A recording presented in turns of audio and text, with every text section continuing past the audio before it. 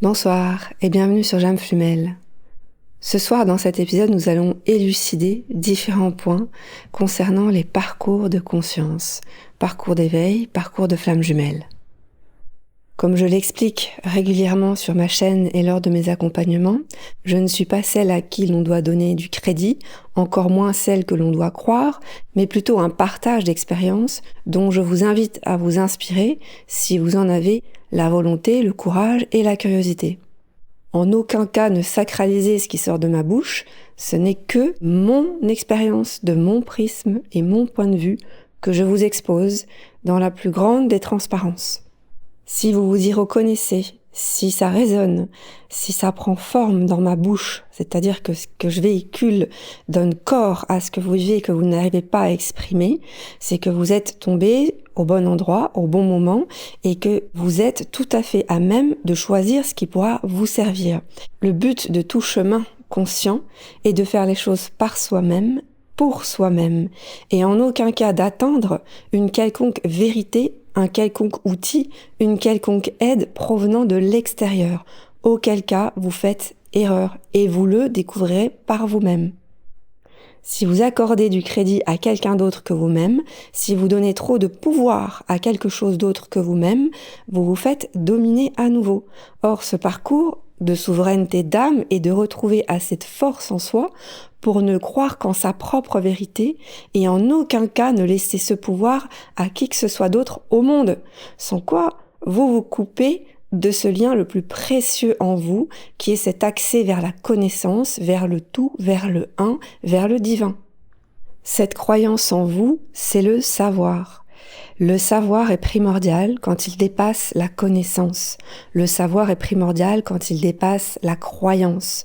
Donc la voie la plus directe vers le un, vers le tout, vers l'unicité, la compensation, l'équanimité, le nothingness, vous mettez le terme qui vous semble le plus juste, c'est celle vers vous-même, pas vers autrui, pas vers l'extérieur. Et je ne suis là que pour vous indiquer ce chemin. Je ne suis qu'une petite luciole sur ce chemin vers vous-même qui vous rappelle combien vous avez tout en vous, combien vous avez cette force et ce pouvoir en vous de trouver votre lumière. Force est de constater que ce chemin vers vous-même est truffé de pièges. Ces pièges sont nécessaires. Ces pièges sont là pour que vous tombiez dedans et que vous ne vous fassiez plus avoir deux fois. Ces pièges sont lorsque, dans le doute, c'est-à-dire pas connecté à ce savoir et cette connaissance en vous, mais dans le doute, vous avez besoin de validation, vous avez besoin de support, de béquille, vous avez besoin d'aller chercher la lumière de quelqu'un d'autre en pensant qu'elle vous allumera la vôtre. Et on tombe tous dans ce piège que d'aller solliciter des aides pour trouver ce chemin vers soi-même, des aides extérieures. N'importe qui vous proposera une méthode ou qui pensera détenir une vérité vous concernant ou qui pense qu'il peut vous aider à y voir plus clair ou valider ou pas votre parcours, vous êtes en présence de quelqu'un qui n'a pas atteint sa propre lumière. S'il était conscient et s'il avait atteint sa propre lumière, il saurait pertinemment que ce savoir est inhérent, est intrinsèque en soi-même et qu'on ne peut le trouver à l'extérieur de nous. C'est ce en quoi un bon thérapeute ou un bon accompagnant sur votre parcours, de quelque nature qu'il soit, c'est trouver un partage d'expérience, c'est-à-dire quelqu'un qui est sur ce même chemin que vous, qui a expérimenté les mêmes travers que vous et qui, en diffusant son expérience, vous permet d'y voir plus clair sur ce qui paraît encore trouble, obscur et opaque en vous. Je vais vous donner un exemple pour imager ce que je suis en train de vous dire. Une personne victime d'obésité morbide qui s'est construit cette carapace de graisse pour se protéger, mettons, d'une enfance difficile, d'une fragilité émotionnelle, ce qu'on retrouve très souvent d'ailleurs dans les cas d'obésité morbide, des personnes très fragiles émotionnellement. Si cette personne décide de mincir ou d'entamer un travail physique sur son corps pour trouver un travail, pour trouver l'amour, en pensant que cela la rendra heureuse de perdre du poids, elle ne va pas trouver la motivation à l'intérieur d'elle-même, mais pour un but extérieur à elle-même. C'est-à-dire qu'elle cherche à mincir pour la validation des autres, pour avoir l'amour des autres, pour avoir quelque chose d'extérieur à elle. Cette personne va faire l'erreur d'aller toquer à la porte de coachs ou de nutritionnistes ou de personnes expertes en la matière qui vont lui apporter tout un tas de connaissances, qui vont certes lui permettre de comprendre d'où vient cette obésité morbide, qui vont certes lui permettre de comprendre comment se détacher et perdre ce gras, mettre en place tout un tas d'outils, d'accompagnement divers pour l'aider à perdre ce gras, mais comme sa motivation est extérieure à elle-même, comme elle le fait dans un but lié au corps de souffrance et donc de l'ego, cela ne servirait à rien. Elle pourra écouter un coach pendant des mois, tout connaître de la nutrition, du sport, de l'alimentation, et au bout de 6 mois, si cette personne se retrouve devant une pâtisserie et qu'elle est tentée de manger un bon gros gâteau, elle va appeler son coach et lui dire « Qu'est-ce que je fais ?» Le coach, qui pensait bien faire en outillant et en aidant cette personne du mieux qu'il l'a pu, s'aperçoit qu'en fait, il manque une chose fondamentale, la volonté. Malheureusement, la volonté ne se vend pas, la volonté ne se marchande pas. Et cet obèse, s'il a entrepris ce désir de perdre du poids pour une raison extérieure à lui-même, va en vouloir au coach. Il va dire « mais je vous ai payé, je vous ai donné tout mon argent, je vous ai écouté, j'ai bu vos connaissances et aujourd'hui, j'ai besoin de vous pour ne pas rentrer dans cette pâtisserie. » Évidemment, c'est impossible. Le travail du coach s'est arrêté à la connaissance, mais cela n'a pas suffi. Alors, il y a 2 possibilités. Soit la personne obèse fait preuve d'assez d'humilité pour se dire qu'il faut qu'elle aille chercher en elle ce qui lui manque de volonté pour ne pas rentrer dans cette pâtisserie. Soit elle va se retourner contre le coach et le traiter de charlatan en lui disant « je vous ai tout donné et vous ne m'avez pas donné cette volonté de ne pas manger ». La personne obèse a fait l'erreur de penser qu'elle voulait perdre du poids pour elle, alors qu'elle le faisait peut-être en revanche envers une vie difficile, un passé douloureux, des raisons totalement liées à l'ego pour pouvoir avoir quelque chose d'extérieur à elle, et a fait appel à un coach qui prétendait détenir un savoir qui l'aiderait, coach qui lui-même s'est perdu dans son approche de penser que cette personne trouverait la volonté que peut-être lui a trouvée sur son parcours. En alchimie, on dit « ne peut éclairer que celui qui est transparent ». Réfléchissez à cette phrase. Le bon coach qui permettrait à cet obèse de perdre du poids, c'est celui qui, partageant son expérience d'ancien obèse, mettrait à disposition les outils qui l'ont aidé lui-même. Ainsi, dans son savoir, dans la forme, dans les mots, dans l'énergie qu'il va mettre à accompagner les autres sur ce même parcours que lui, ça va sentir qu'il est arrivé à cette finalité, ça va sentir qu'il a trouvé cette force et ce courage en soi. Et ben ça, c'est une vibration, c'est une note de musique. Et les personnes obèses qui vont écouter ce personnage charismatique qui est arrivé à son but vont trouver chez lui cette force qui va tout doucement pousser comme une petite graine qu'on arrose au fond d'elle, qu'est la volonté. C'est-à-dire que cette personne va véhiculer une énergie, une dynamique qui va leur permettre de trouver un soupçon de volonté en elle. Ça suffit.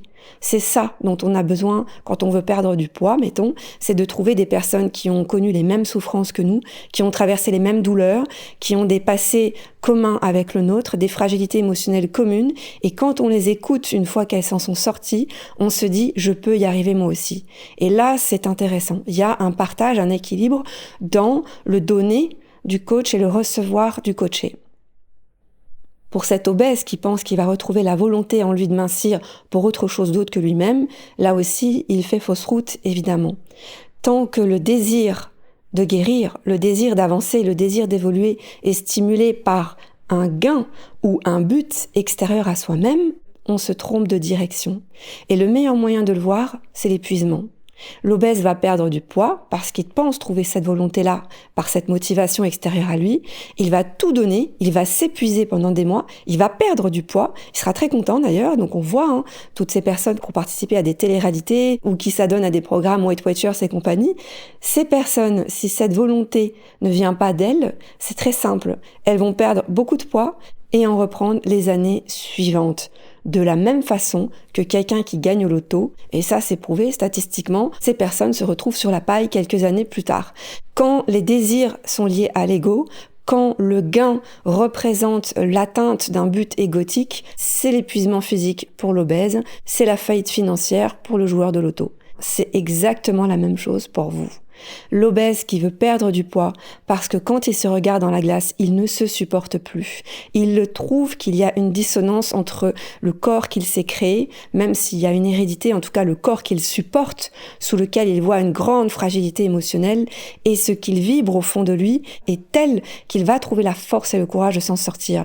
Ces personnes minciront et réussissent à garder un poids stable une fois sortis de cette obésité. Ça, c'est la volonté. La volonté de perdre cette graisse pour lui, pour son bien-être, pour sa santé, pour se prouver combien il se respecte, pour vivre dans un corps plus en harmonie avec qui il est réellement, est une réelle motivation. Tout le reste ne sont que prétextes et excuses, mais ne sont pas liés à l'amour, sont liés à la peur. Prétextes et excuses sont liés à la peur. Là où la démarche est saine et pérenne et fonctionne, c'est quand la démarche est liée à l'amour et au respect de soi-même. On retrouve, pour l'avoir expérimenté, cette même dissonance quand une personne sur un parcours d'évolution qui veut changer, qui veut sortir de schémas dysfonctionnels dans lesquels il se trouve, que ce soit un travail, une famille, un divorce, et qui fait appel à un coach en développement personnel. C'est voué à l'échec. Le développement personnel, c'est développer des compétences, des facultés, développer le dépassement de certaines peurs sur un terreau qui n'est pas fertile. Ça ne marchera pas. On ne peut pas faire pousser une graine dans une terre qui n'est pas saine. Le développement personnel est voué à l'échec car on ne peut rien développer tant qu'une personne est coincée dans son programme. On ne fera que développer des souffrances qui sont déjà liées à son passé et qui ne feront que se réitérer ou revenir avec le temps. Il n'est donc pas question de développement personnel sur un parcours évolutif, mais plutôt de déconditionnement, de déprogrammation, c'est-à-dire d'assainir ce terreau pour le rendre fertile, pour permettre à cette fleur de pousser. Donc se défaire plutôt que de faire. Là aussi, si la motivation de la personne en évolution est extérieure à elle-même, ça ne fonctionnera pas. Ou ça fonctionnera sur un temps très court, qui est lié au fait d'être accompagné par un coach, mais ça ne perdurera pas dans le temps parce que la volonté n'est pas inhérente au bien-être, mais n'est que le fruit d'une quête extérieure à soi-même. Aller mieux pour trouver un travail mieux payé, aller mieux pour trouver l'amour, etc., etc., etc. Dès que la motivation est extérieure à soi, il n'est pas question de volonté, mais de courir derrière un but lié à l'ego. On retrouve ces mêmes dérives dans les religions qui véhiculent l'idée d'atteindre un but pour aller au paradis, pour ne pas aller en enfer, etc., etc. Vous avez cette scène dans le magnifique film Manon des Sources de Marcel Pagnol, où tout un village privé d'eau se retrouve à aller prier, se retrouve à aller implorer Dieu de faire couler à nouveau l'eau dans le village. Évidemment, le curé, qui n'est pas dupe, a ce discours moralisateur, rappelant aux habitants du village que habituellement l'église est déserte et qu'ils sont tous venus prier, non pas pour se tourner vers Dieu, mais pour retrouver leurs tomates, leurs figues et leur blé. Dès que la motivation d'une prière est extérieure à soi, on n'est pas tourné vers Dieu. Et le paradoxe de l'homme spirituel sur terre est de se tourner vers Dieu quand il en ressent la nécessité ou le besoin. Il ne se tourne pas vers Dieu quand tout va bien, mais quand tout va mal. La prière étant liée à un désir égotique parce que liée à la manifestation d'une peur dans sa vie, elle n'est pas pieuse, elle est égotique. C'est ce qu'on retrouve très couramment dans les milieux spirituels, cette volonté de se tourner vers la spiritualité quand tout va mal dans sa vie. C'est ce qu'on retrouve très couramment chez les flammes jumelles, ou cette volonté de se retourner vers les flammes jumelles quand on est en quête d'un amour perdu dont on n'arrive pas à faire le deuil. Seulement, tant que le désir de s'en sortir, tant que le désir de se rapprocher de Dieu est lié par une motivation extérieure à soi-même, comme de retrouver cet amour perdu, on se trompe de direction. Et la vie nous le fait payer cher. Dieu n'a aucune pitié pour l'ego. Dieu n'a aucune pitié pour l'être humain qui se dit pieux, qui se dit croyant, qui se dit avoir foi en lui, alors qu'il ne se retourne vers lui que pour avoir accès à quelque chose qu'il n'a pas, ou que pour atteindre un but égotique. Se tourner vers Dieu dans la peur est la pire des motivations, c'est celle qui mène aux guerres, c'est celle qui mène aux conflits, c'est celle qui mène à la dualité. Se tourner vers Dieu par amour est la seule voie unique et le seul véritable indicateur que nous sommes bien sur un parcours d'éveil, un parcours de conscience ou un parcours de flamme jumelle. Dieu, dans ma bouche et selon mes mots, est l'atteinte du un. C'est le présent, c'est le conscient. Si ce mot vous dérange, remplacez-le par le divin, div-un, U-N, divin.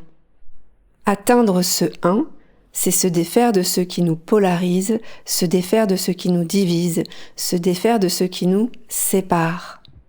Cette quête est l'unique et la seule derrière laquelle court l'homme depuis la nuit des temps. Alors comment savoir que cette quête du un se fait par amour et non par peur ?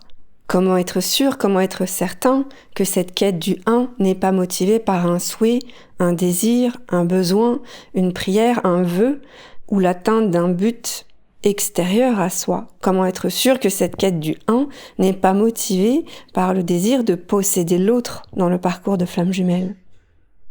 Tant que la question se pose au niveau du mental, on pense avancer vers cette quête de la complétude par sagesse. On pense être sur un parcours de flamme jumelle par amour. On pense s'être tourné vers ce un sur un chemin spirituel par amour. On pense s'être tourné vers Dieu sur un parcours religieux par amour. Eh bien non. Tant que la question se pose au niveau du mental, on agit uniquement par peur et la réponse à cette question n'a pas lieu d'être. Tout simplement parce qu'on ne peut avoir aucune preuve d'agir par sagesse et en toute transparence quand la question se pose au niveau du mental. La seule preuve que l'on puisse cheminer par sagesse et vertu, par respect envers nous-mêmes, par amour de soi-même, c'est d'avancer concrètement, c'est-à-dire d'être éprouvé par la vie et de constater par soi-même qu'on a cheminé et qu'on a avancé sans aucun autre but, si ce n'est que de trouver la paix en soi. Le chemin vers le un, vers le divin, est un chemin alchimique, une transmutation dans la matière. Nous avons besoin de la matière, d'être éprouvés dans la matière pour faire le constat de notre transparence. Aucun livre, aucun dogme, aucun rituel, aucune initiation, aucun chemin occulte ne peut vous apporter cette transparence. Ce que je suis en train de vous expliquer, c'est que sans la vie, c'est-à-dire sans cette simulation dans laquelle on joue, on participe, cette grande comédie, cette grande pièce de théâtre, ce film, cette matrice, sans ce contenant, sans cette matérialité, nous ne pouvons pas cheminer vers la spiritualité. C'est impossible. Mais c'est ce qu'on nous a toujours fait croire.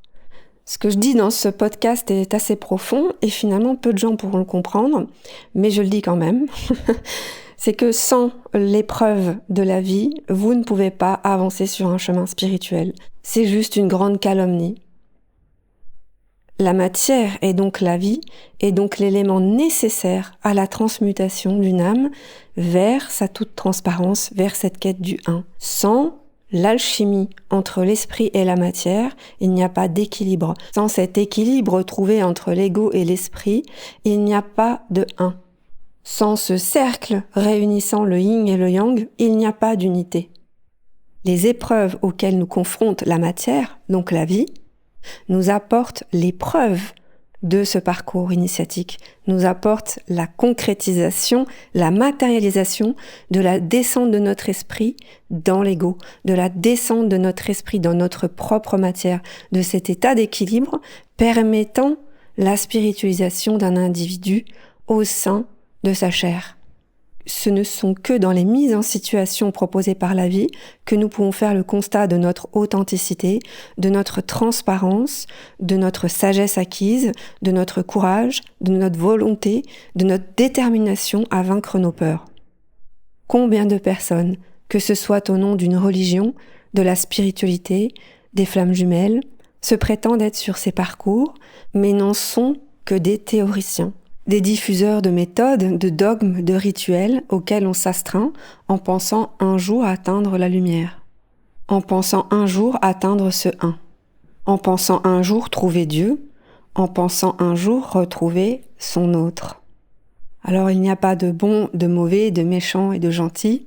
Ces faux gourous sont victimes eux-mêmes de leur propre quête spirituelle.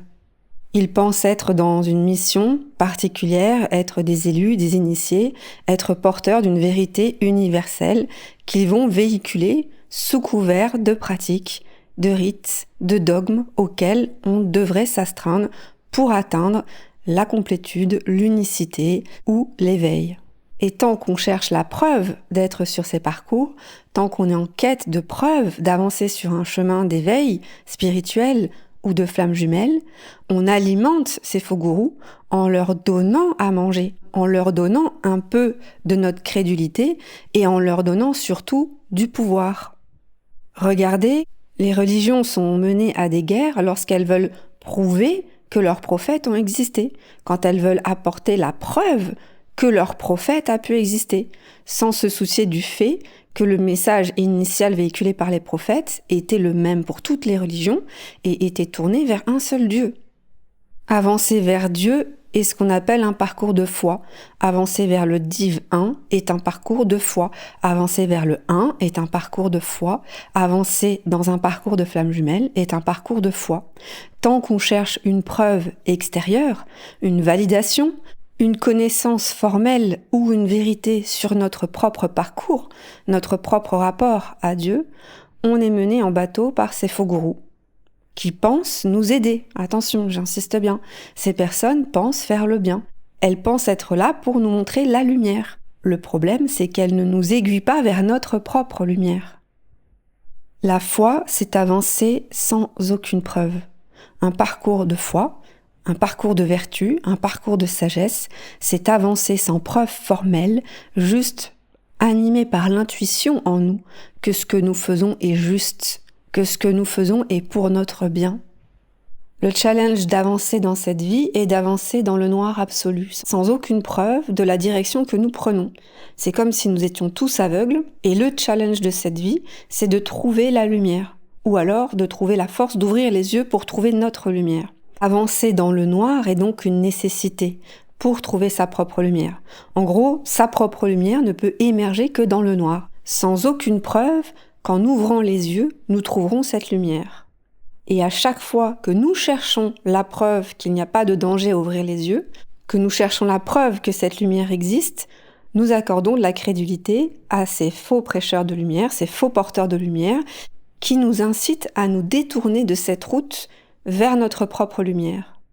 C'est comme si la vie nous coinçait en haut d'une falaise, et une intuition nous fait penser que nous devons nous envoler, que nous devons sauter de cette falaise pour trouver un envol. Seulement, on n'a aucune preuve d'avoir des ailes dans le dos. Le challenge de cette vie, c'est de dépasser la peur de tomber, de trouver la force, le courage et la volonté de s'envoler, et ça n'est qu'à cette condition que les ailes dans notre dos se déploieront. Mais à chaque fois qu'on est sur le point de sauter, et qu'une petite voix nous fait douter, en nous poussant à penser qu'il faut qu'on soit rassuré de la présence de ces ailes dans le dos, qu'on essaie de trouver des preuves que nous avons bien des ailes dans le dos, que nous ne pouvons pas voir évidemment, que nous cherchons à déployer ces ailes avec l'aide de quelqu'un qui nous montrerait comment trouver notre envol, eh bien ces ailes ne se déploieront pas. Le déploiement de ces ailes ne peut se faire que par la foi, que cette intuition qui nous dit de sauter est là pour notre bien. Que ce soit dans les religions, dans la spiritualité ou pour les flammes jumelles, tant qu'on fait confiance à des personnes qui se tiennent en haut de la falaise avec nous et qui nous vendent leur connaissance sur comment déployer ces ailes, comment avoir la preuve que ces ailes sont dans notre dos, comment faire pour s'envoler, nous ne décollerons pas. Ces personnes ne savent pas voler elles-mêmes. Gardez en tête qu'au pire, vous perdrez du temps. Au mieux, vous comprendrez que ça ne fonctionne pas. Et gardez aussi en tête que les plus dangereux sont ceux qui vous vendent des ailes artificielles, ceux qui ne savent pas voler et qui prétendent vous vendre des ailes. Plus on se rapproche du bord de cette falaise, animé et porté par cette voix intérieure qui nous dit que rien ne va nous arriver et que le mieux est à envisager, plus on se sent confiant, plus on lâche prise sur les doutes que nos ailes ne se déploieront pas, plus cette voix en nous grandit. Le doute fait grandir la foi. La recherche de preuves l'amenuise. Et vous savez que votre foi grandit que votre voix intérieure est de plus en plus prégnante quand vous voyez vos pieds se rapprocher du bord de la falaise et que vous êtes prêt à lâcher prise et prendre votre envol. Et seuls ceux qui se sont déjà envolés et qui, dans leur envol, vous crient que vous pouvez y arriver, vous également, vous donneront ce petit gramme de volonté supplémentaire qu'il vous manque avant de lâcher prise. Donc à toutes les personnes cheminant sur un parcours spirituel, j'espère que vous avez pu lire entre les lignes de cet audio et comprendre de quoi je parlais quand je parle de béquilles, d'outils extérieurs à soi, de quête de preuves et de connaissances, de vérité extérieure à soi. Tout ce qui vous sépare du un, donc tout ce qui vous sépare de vous freinera et vous fera perdre votre temps. Toutes les méthodes, tous les outils de guérison que vous irez chercher, que ce soit dans l'énergétique, que ce soit dans la communication avec l'invisible, que ce soit dans des états modifiés de conscience provoqués par certaines pratiques, par certaines substances, plus vous perdez votre temps, moins vous aurez de chances de trouver votre propre lumière. Plus vous apprivoiserez votre ego en vous confrontant aux épreuves que la vie vous sème, sans aucune preuve, aucune certitude, aucune assurance ni aucune validation extérieure du chemin que vous êtes en train d'entreprendre, si ce n'est votre petite voix intérieure, plus vous aurez de chances d'atteindre votre lumière, plus vous aurez de chances de trouver le un, plus vous aurez de chances de trouver le divin. Vous étudiez dans une école où vous avez accès à des connaissances depuis vos ouvertures de conscience qui vous mènent à certaines vérités qui ont besoin d'être éprouvées dans la réalité, mise en pratique dans la matérialité. La spiritualité vous cloisonne dans une école dont vous ne sortirez jamais. Vous restez dans la spiritualité, vous resterez étudiant toute votre vie. L'expérience vous permet la mise en pratique de vos connaissances au travers les aléas de la vie. Et les aléas de la vie sont vos travaux pratiques. Ils constituent la seule et unique preuve que vous êtes bien sur ce parcours. Alors j'espère que cet audio vous aura aidé à y voir plus clair. Sachez que j'ai assez donné de connaissances et de matières premières aux personnes qui sont récemment sur ces parcours. La connaissance, elle est utile au tout début, aux prémices, au balbutiement des premières ouvertures de conscience. Mais la mise en pratique est nécessaire par la suite. Si vous pensez être sur un parcours de flamme jumelle et que vous êtes scotché sur les quelques audios que j'ai pu faire sur le chaser et le runner, soit vous êtes aux prémices de ces parcours, soit vous n'y êtes tout simplement pas. Si vous êtes encore coincé dans ce sas que j'appelle la spiritualité, où vous êtes en quête de connaissance de l'invisible, c'est-à-dire que vous pensez faire descendre l'esprit dans la matière au travers l'invisible, vous errez, et vous pouvez errer comme ça très longtemps dans des sphères d'eating, c'est-à-dire tout ce que vous pensez qui vous apportera de la validation sur vos ressentis. Des outils, des pratiques, des moyens de guérison énergétique, des outils de canalisation, etc., etc. Bref, tout ce qui vous éloigne de votre propre intuition, c'est-à-dire tout ce qui vous éloigne du divin. Si vous êtes intéressé et porté par la connaissance des travaux pratiques, des mises en situation que j'évoque dans les audios que j'ai pu faire sur l'ego, sur les émotions, sur l'amour inconditionnel, sur la peur, vous cheminez dans la bonne direction. Si vous sortez du concept de flamme jumelle et que vous trouvez de l'intérêt, comme j'ai pu en trouver dans des philosophies autres, que ce soit platoniennes, alchimiques, que ce soit des enseignements gnostiques, hermétiques, que ce soit au travers certains évangiles et textes apocryphes, certaines antennes entre guillemets religieuses comme la Kabbale, le soufisme, de l'intérêt pour toutes les religions dans leurs grandes lignes, des connaissances ésotériques hindouistes, bouddhistes, des approches théosophiques, des approches psychanalytiques type jungienne, ou encore, comme je vous le recommande, dans la science, la métaphysique, le quantique. Enfin, si le mouvement de votre parcours spirituel n'est pas ésotérique mais exotérique, et que vous vous intéressez aux lois cosmiques, aux lois de l'univers, aux lois de la manifestation, au pouvoir de l'esprit sur la matière, au dépassement de soi via certaines pratiques sportives ou liées au corps, ou même l'art et la musique, vous avancez, ça c'est sûr, dans la bonne direction. Sachez que dans toutes ces notions, vous retrouverez toujours la même vérité qui rejoindra la vôtre et vous êtes sûr de cheminer en dehors des dogmes, des rituels et des carcans véhiculés par certains collectifs qui vous emprisonnent. Sortez des sentiers battus et ne faites confiance qu'à vous-même. Un parcours d'individuation est un parcours seul, loin de tout collectif, loin de toute forme d'influence et de manipulation extérieure. Un parcours vers l'indivisible, un parcours vers le un.